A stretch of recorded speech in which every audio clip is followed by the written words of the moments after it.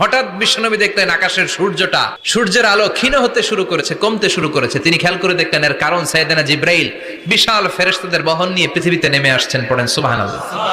এসে বললেন, ইয়া রাসূলুল্লাহ, আমি 1,40,000 ফেরেশতা নিয়ে নেমে এসেছি। আপনি কি জানেন না, ঠিক একটু আগে মদিনাতে আপনার এক প্রিয় সাহাবা, তার নাম হচ্ছে মুআবিয়া ইবনে মুআবিয়া আল মুজানি, একটু আগে শেষ নিঃশ্বাস ত্যাগ করেছে।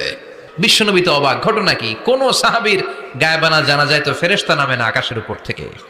বিশ্বনবী জিজ্ঞেস করলেন, জিব্রাইল, কোন সাহাবীর গায়েবানা জানা যায় তোমরা আকাশ থেকে এত ফেরেশতার বহর নিয়ে নামো নাই? কি এমন আমল করেছে আমার মুআবিয়া?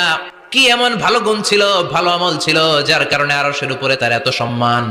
আপনার এই প্রিয় সাহাবী হাঁটতে বসতে চলতে ফিরিতে সব সময় পড়তো কুল হুয়াল্লাহু আহাদ আল্লাহুস সামাদ লাম ইয়ালিদ ওয়া লাম ইউলাদ ওয়া লাম ইয়াকুল লাহু কুফুয়ান